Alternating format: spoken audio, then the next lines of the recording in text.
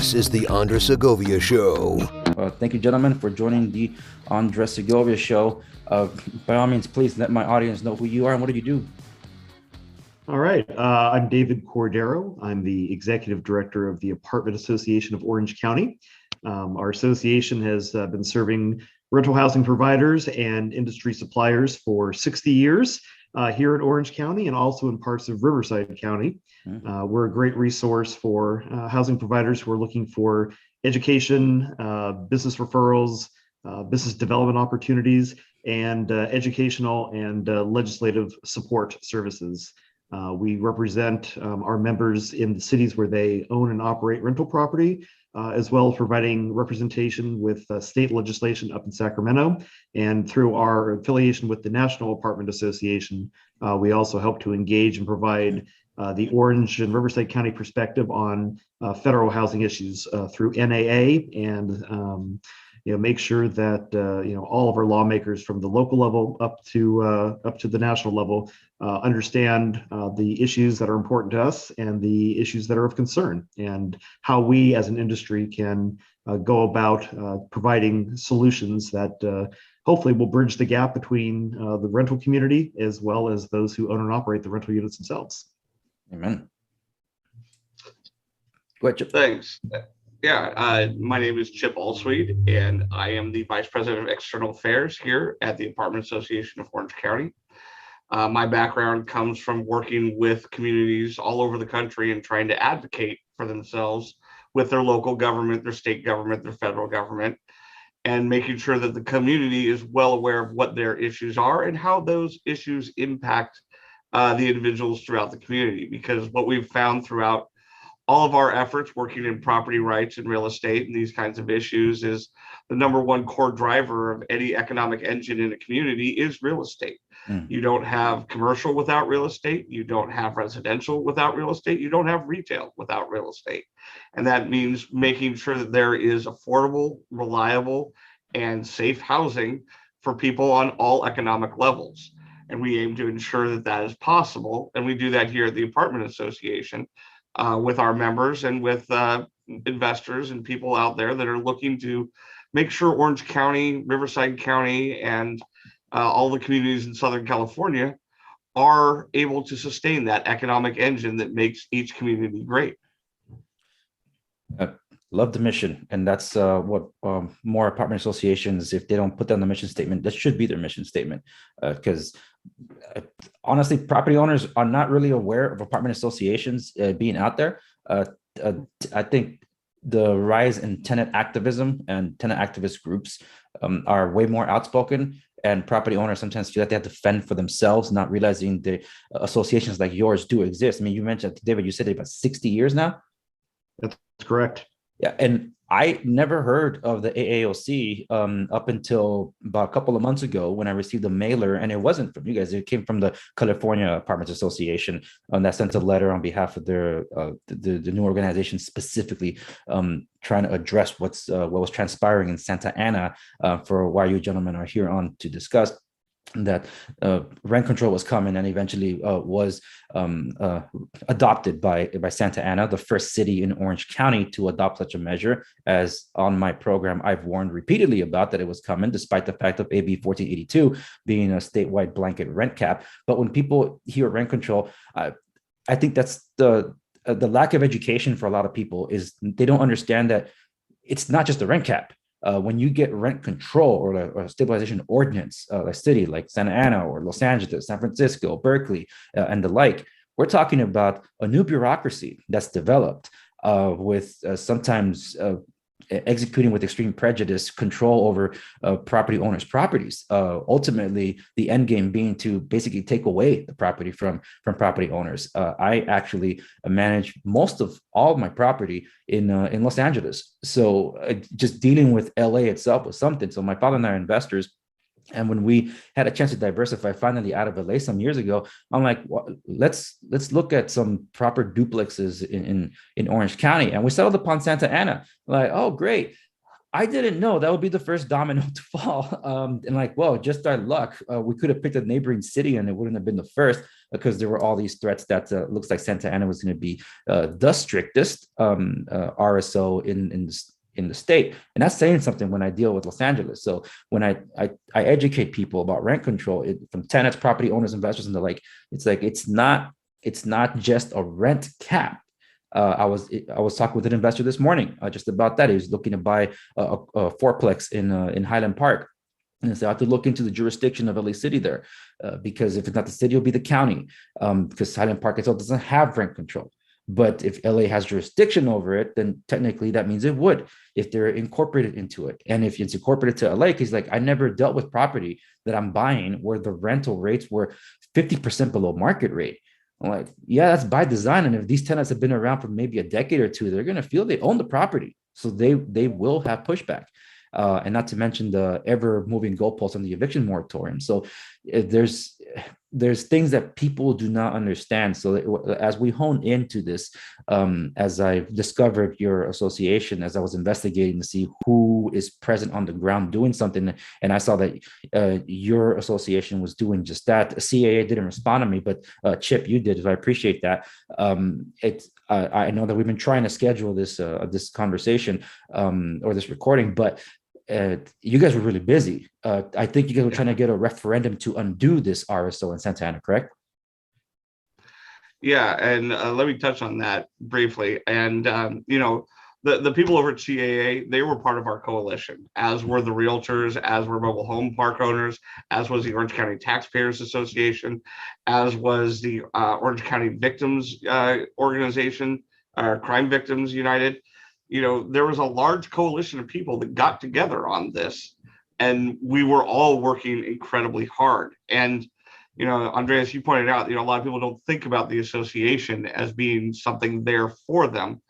And realistically, this is what we do. I mean, David's background in community organizing and working with elected officials and governmental bodies goes back for decades.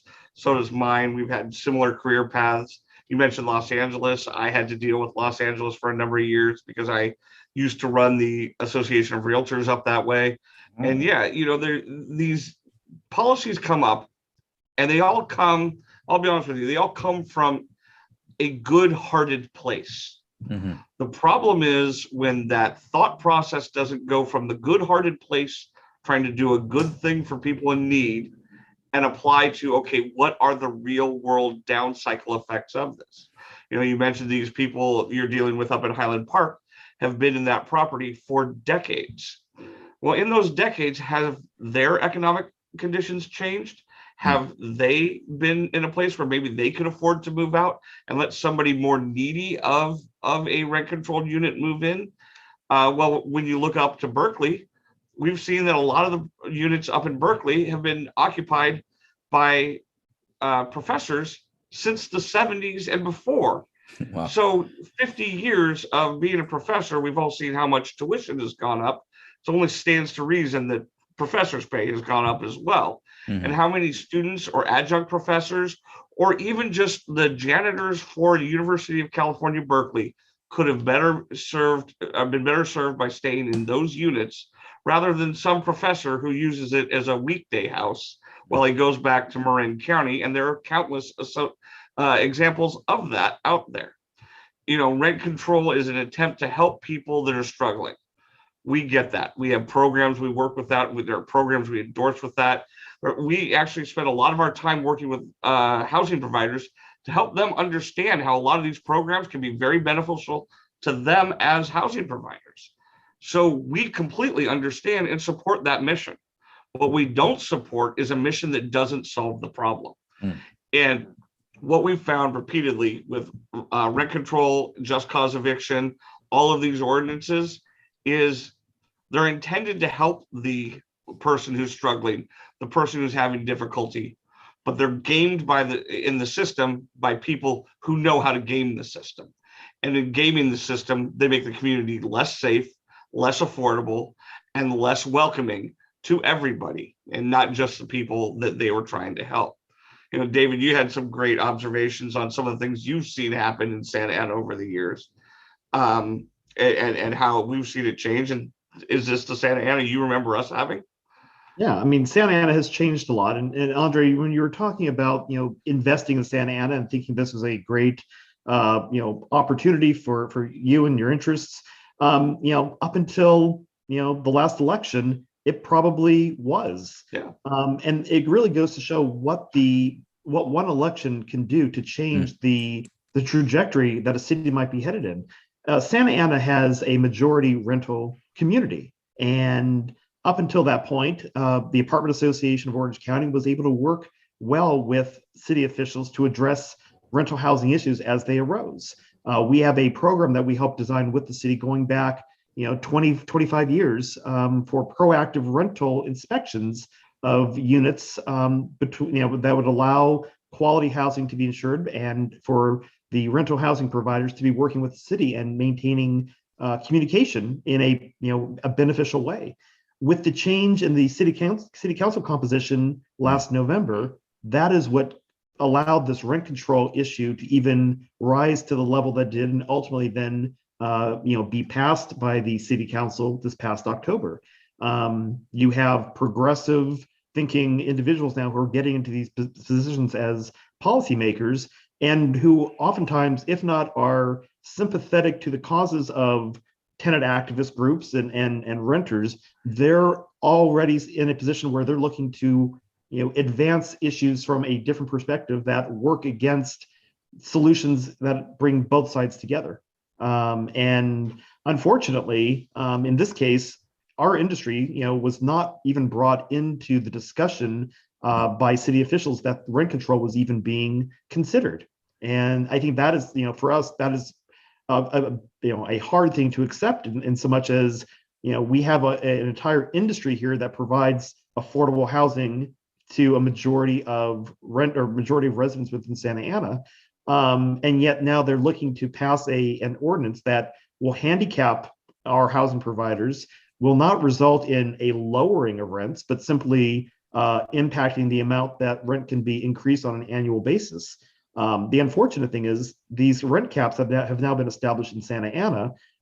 They're not even allowing our housing providers to maintain rental levels or rent increases that keep up with inflation. And so now the problem is we're seeing an inability to keep up with inflation.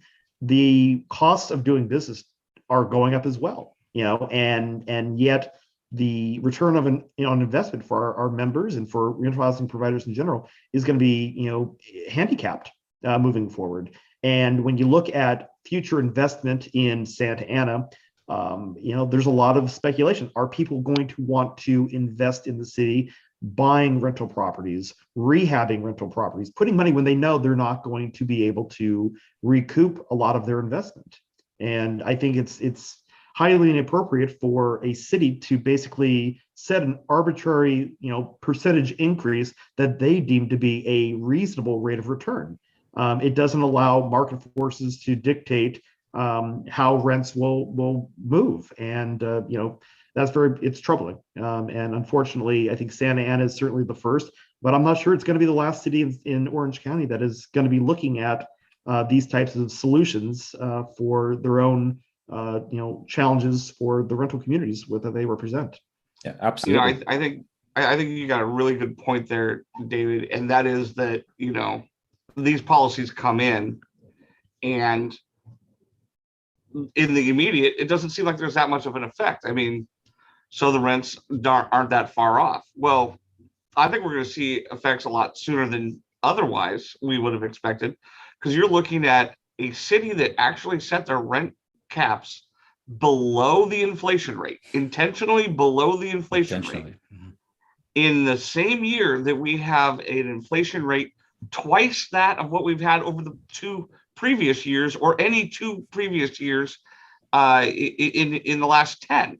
So we're looking at a situation where the costs just to operate the property are going to go up really quickly, and those landlords are going to have to make decisions of, are we going to continue to provide services at the level we can and operate at a loss? Are we going to incur more debt so that we can try to weather this storm? Or are we going to have to cut some of the amenities we provide? And I think the really chicken thing about a lot of these city councils that pass this is They're doing it knowing full well in 6 years from now, they'll be out of office. 8 years from now, they'll be out of office. It's someone else's problem at that point, which is just weak-willed policymaking and poorly thought out policy advancement on the part of those tenants. Because who are they going to go back to? Those politicians are long gone, enjoying some other office that they've run for. So who's left with it? It's investors like you. It's organizations like ours. It's the tenants themselves trying to figure out how to unwind a mess that wasn't thought out in the first place. And the thing we with Santa Ana specifically, if the city had reached out to us before this ordinance was just introduced for council consideration, going back to late September, we could have talked about possible solutions to address the affordability issue that they were so concerned about. There are programs out there that could have been utilized. There are opportunities for us to create something new specifically within Santa Ana, but that was not something that the city council and staff ever reached out to us to even begin to discuss. They simply said, we want to do this rent control measure, this just cause eviction measure, and they made it so. And it's even questionable if they took these ordinance proposals and even did them correctly from the get-go. This is something that the full city council probably should have discussed in an open meeting before directing staff to come up with these ordinances. And that would have then allowed for more public input into the general issues that they were concerned about addressing, rather than doing these proposals behind closed doors and then dropping it on the council and saying, here you go, let's vote on it. And, unfortunately, we really felt like we were blindsided. We view ourselves, the association, our members, the larger rental housing community, as a partner with the cities and the communities that we own and operate our rentals in. And yet, in this case, we were never even, given a seat at the table when these, issues were first even, brought before city staff and council members to even look at. During the course of a couple of these council meetings, certain city council members made a point of saying, well, we were looking at, addressing housing issues in our city. You could have come to us with some ideas. But this is something that was generated by the city. If they had a proposal that they wanted to introduce, I think it's incumbent upon them to be reaching out to all the potential stakeholders that would be affected by these policies to weigh in. And yet that's not how they did it. It was completely backwards. And unfortunately, I think this is a reflection on how the new city's the Santa Ana City Council is going to be doing things moving forward when it comes to establishing public policy moving forward. And that's very unfortunate. And I believe it's truly a disservice to the residents of Santa Ana and the businesses as well. People who have invested in the city and have tried to make a commitment to being good partners with the local government. Absolutely, because I did tune into the final city council meeting when they had to coordinate all this. I think it was late October, and I saw the property owners that have been there for some time go up there and make their grievances. How come everything we said fell on deaf ears? You guys didn't consult with us. You guys just literally ramming it through, and it almost seemed like the city council didn't care. And like you said, oh, you guys should have come to with ideas. There they were saying, you guys didn't tell us about this. So it's like, how do we know unless you're doing it behind the scenes? And that was the whole intent. And like as Chip, you mentioned, the whole thing, particularly because I'm most familiar with LA, born and raised there. It dealt with rent control in my professional life as a contractor, with dealing with the REOs, and then as a real estate broker and property manager with my father. So rent control has been established in Los Angeles for decades, and the intent was to make housing affordable. The gotcha words: affordable housing, put a cap on rental rates, and reduce homelessness. The opposite is true. The highest rents in the country. Los Angeles is the homelessness capital in the country, and San Francisco not that far behind. So these policies have failed for decades. Like, dude, why are you even trying it again? The people voted rent control down when Proposition 10 reared its ugly head, and that thing shows up in so many different forms every single election cycle. But it was voted down by the majority, and I'm like, wow, there's a lot more rational people in California left. Thank God for that. But the legislators said that's not good enough. So a few months later, in October 2019, that's when Governor Newsom signs AB 1482. Now, okay, statewide rent cap. Who didn't see that coming? Because the tenant activists were mobilized just 1 month into the new year of that year to get this thing at least on some way, somehow pushed through by the legislator in Sacramento. And then to see others, cities being emboldened to go the rent control route. That's why I try to educate people. It's like that even though there's a blanket statewide rent cap, it's not rent control in the sense that people think of it to be. And that's one, I think, the bigger pushback from property owners that are well aware of this, and organizations like yourself that educate and advocate to find the proper solutions, because these things have failed every time they're tried. But the city just or progressive ideals in dealing with property just default over to that and don't always see reasons. Yes, the intentions are good, but good intentions do pave the road, in this case, the economic hell, because it hasn't worked out for LA or anywhere else that has implemented it. And that's my fear for Santa Ana, that it will become a dilapidated place. I'll be upfront with you guys that when we rented our first duplex in Santa Ana, we had the highest rental rates in the community. And I had property owners calling me. He's like, are you even getting people interested in being able to pay that? Will they be able to afford it? And when the tenants came over to check our units, like, you have luxury apartments here. It's like, well, we want a good commodity and we're offering to the people. And then they outbidded themselves to, like, we'll pay you more rent for this unit. Right. And we have very little turnover. I always tell property owners, this is a business. Look at it that way, where you got to do the 80-20 rule. 80% of your business comes from 20% of your clients. Good tenants will take care of your property. You will have less issues with your homeowners insurance and things like that. And we want to sustain these relationships. That's why we have long-term tenancies, 15 years, 20 years. And they also understand this is not their property, but they take care of it as if it was their own home. And every opportunity we get, when some people come up and tell us that we want to be homeowners ourselves, excellent. We try to see how we can help them in certain ways to be able to, like, hey, look, if you're moving in certain, if it's confirmed you're in escrow, we'll maybe forgive that 1 month's worth of rent so you can use it towards your deposit or whatever. No, it's a relationship, and I think that's where the communication has failed. But that's my concern with rent control now being there, that I don't know, at least for myself, I'm not interested in getting more properties in Santa Ana when I will have to deal with this, because there was a scare in the letter that was being sent around that I got pushed back from some commenters and tenant activists that are telling me that the letter was incorrect. There is nothing spelled out in the eviction ordinance, the updated eviction ordinance, that says that criminal tenants have to be prosecuted by a DA. I'm sure that was brought up in some way. So I'm like, I did hear the conversations, but I didn't see it explicitly, and it's not spelled out in the ordinance. But what are the rumblings that I'm going to toss it to you guys? It's even if it's not spelled out, I know they can bring it on later. But is that a concern for property owners, that if they have a troublesome tenant, just getting them off the property by police is not enough? They have to be prosecuted by a DA? There's a lot of uncertainty, and I'm going to have Dave talk a little bit about this as well, because I know he and I have gone back and forth about, what is happening here. In general, with a just cause eviction situation, you have to have an eyewitness and a conviction in order to get the person off. Well, who's the eyewitness?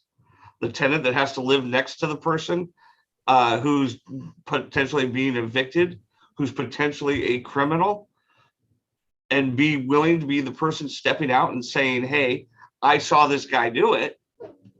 Is it going to be the landlord who's there trying to work with the different tenants to provide housing opportunities and try to make sure that the community works well together? Is it the maintenance worker who has to see that person each and every day? Who wants to be the witness? Who can be the witness? Who reasonably should be the witness? Or, and this is the more scary part, if you ask me, is it the other tenant in the unit? Because one of the things that the tenants activist group pointed out, which we think is a nice attempt, is somebody who's a victim of domestic abuse. How do we protect them? That's a great question. You know how you can't protect them?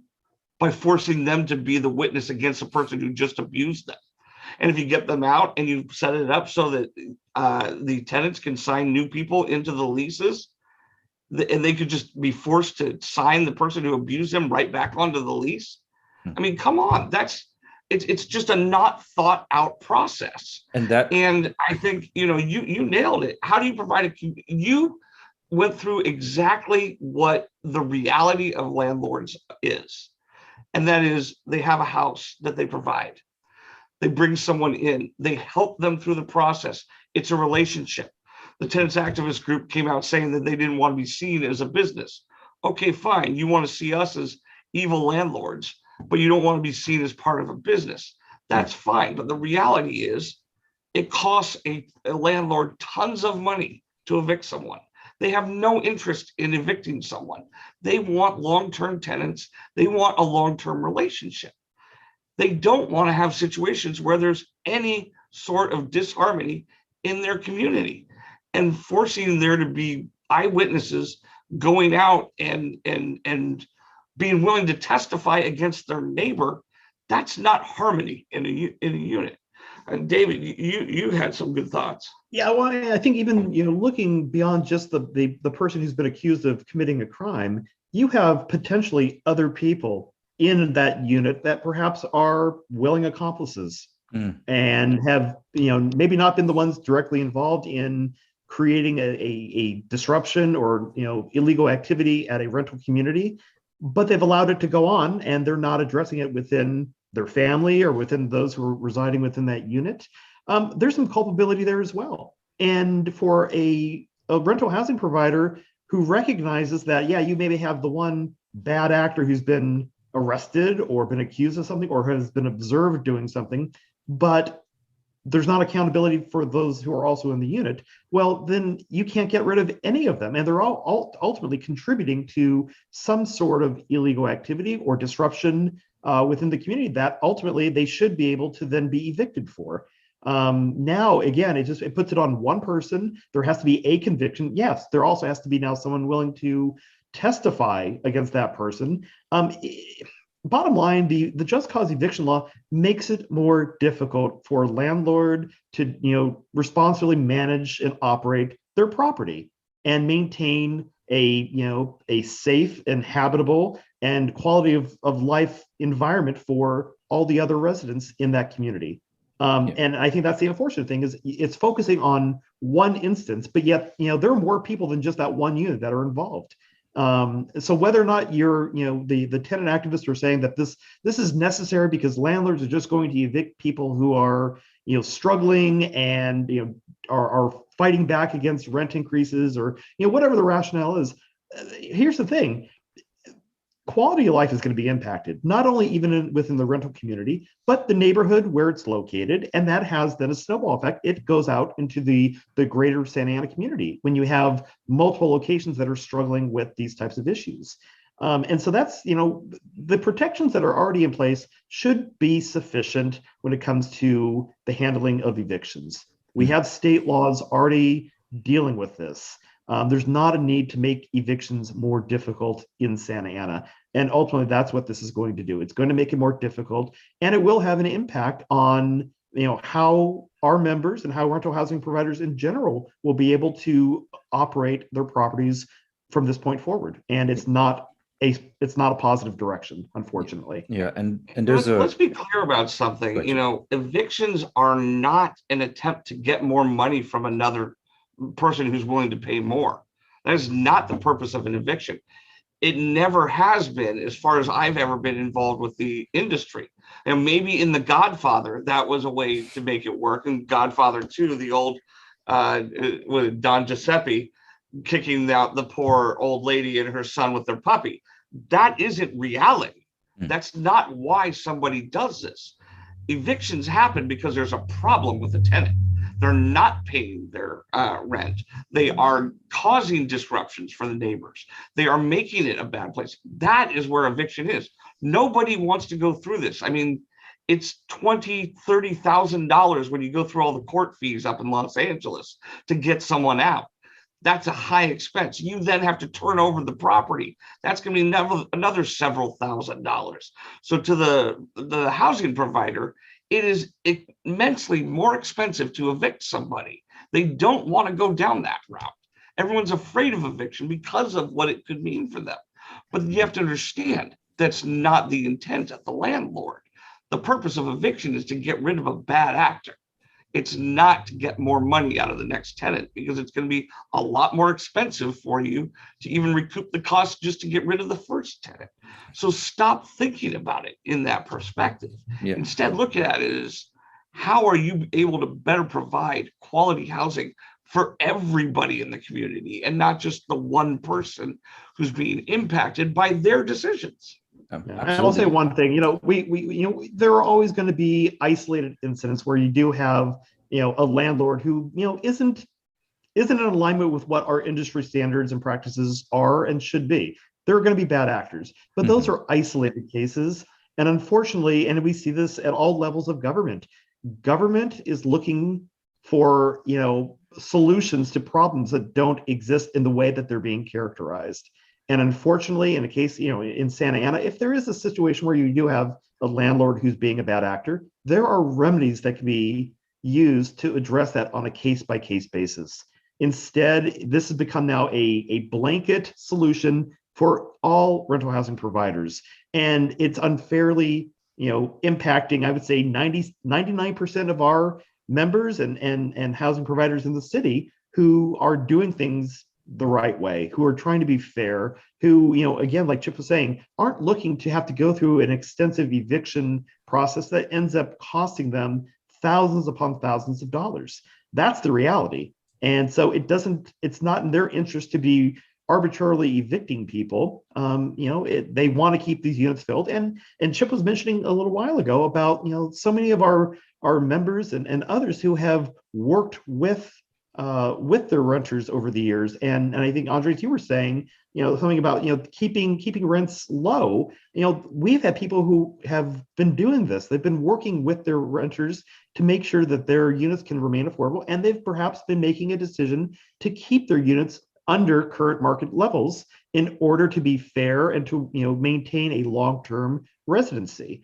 Now with the rent control ordinance having been passed and now, taken effect, if you have an under market unit that you've been doing out of goodwill and the desire to keep affordable housing available for your renters, well, now you're stuck with a under market unit that you're not now going to ever be able to bring up to current market levels with the current 3% cap that's been imposed.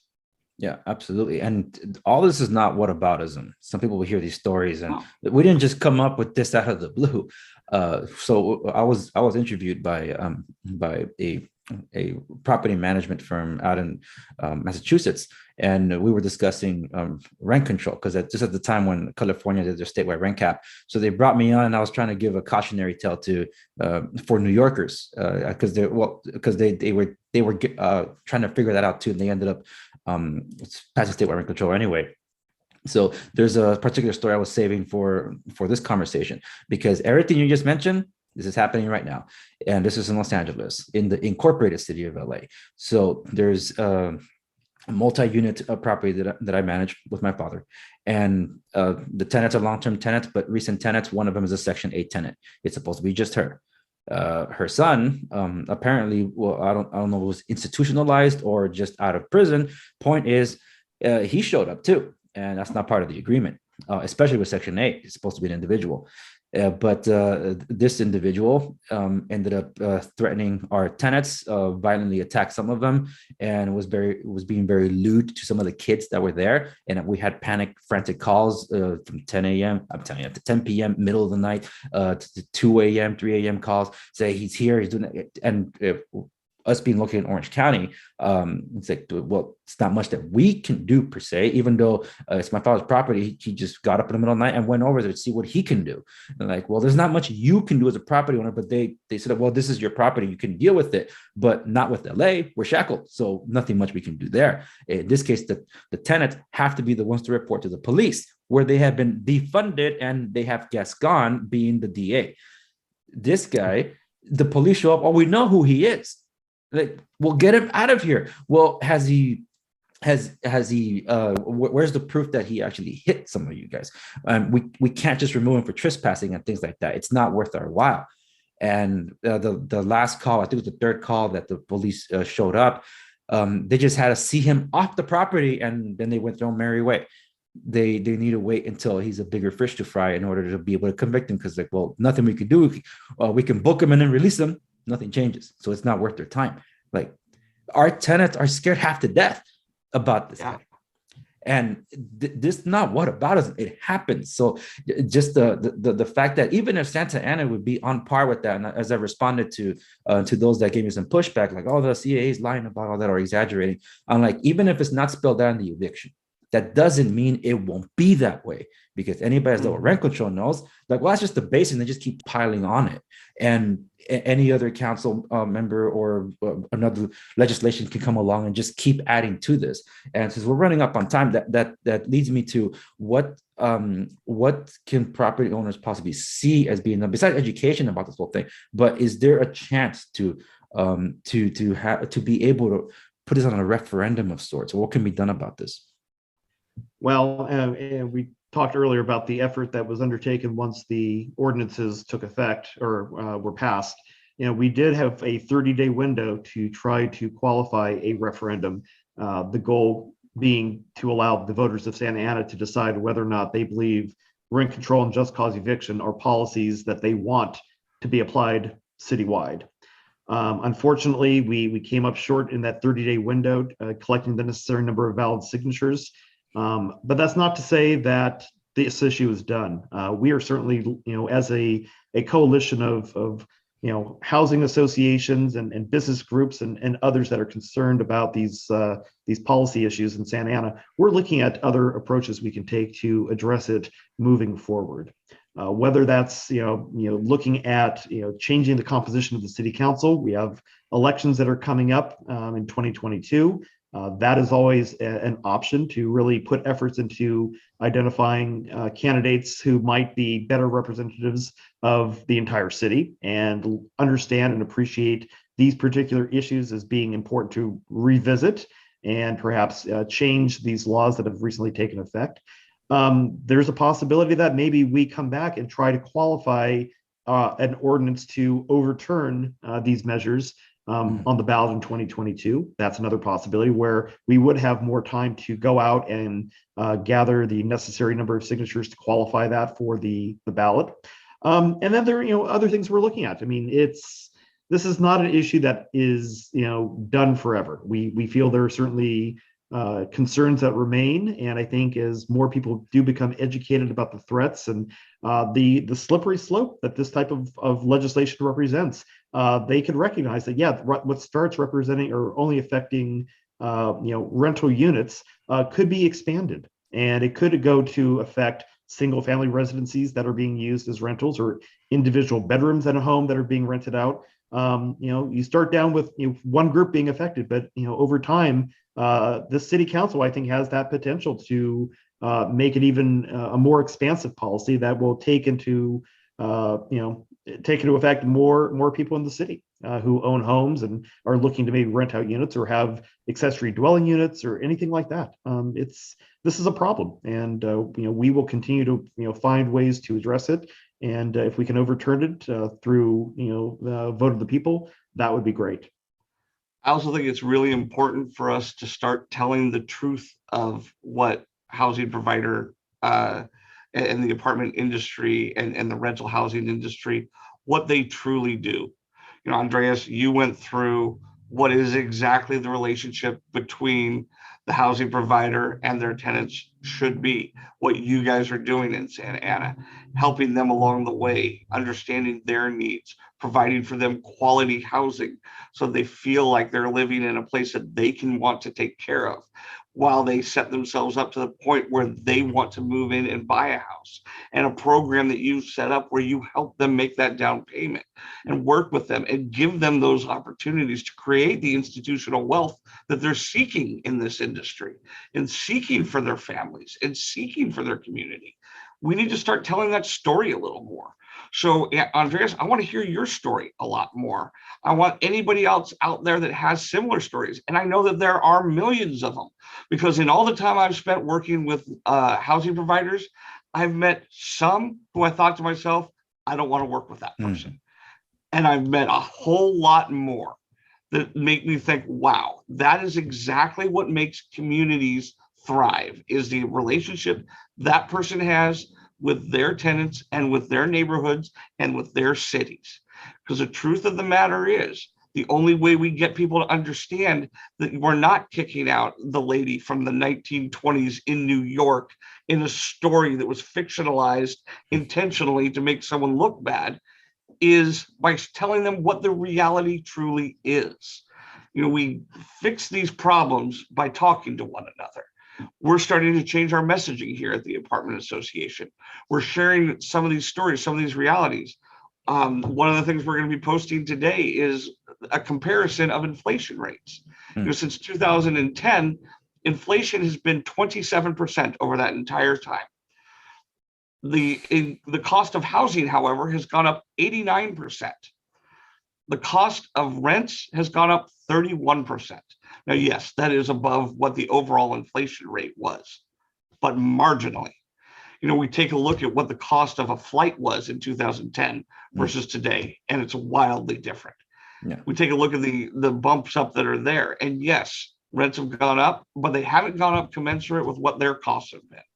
And we need to show people that the reality is we need to see the truth of the matter, not the fictionalized story, not the made up organized group that shows up telling a story that is completely illegal and everybody on the face of the earth knows is illegal, as did Tenants United through this entire program, saying that there were people being evicted and their rents were going up $500 a month each month consistently.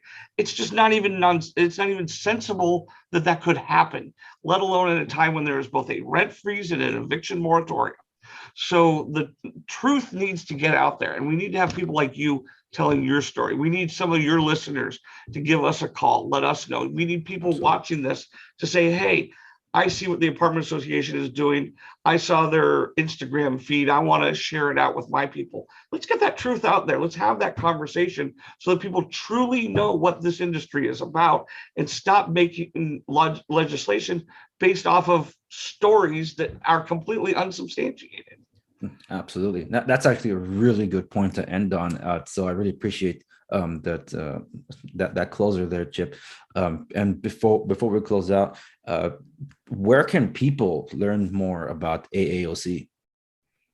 Well, the easiest way is to visit our website. It's www.aaoc.com. For those of you who are listening and viewing, who are on social media, our social media handle is @WeAreAAOC. You can find us on Facebook, Instagram, LinkedIn, and Twitter. And, those are always the easiest ways to reach us. You can also give us a call, 714-245-9500, or you can just shoot us an email, and you just send it to info@aaoc.com, and a member of our team will get back to you and provide you whatever information you're looking for.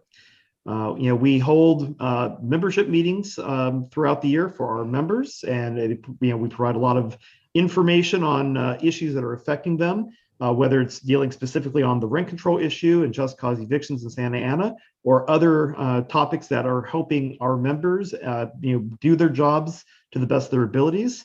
These are held on a monthly basis, and they can always, as a member, attend these meetings for free.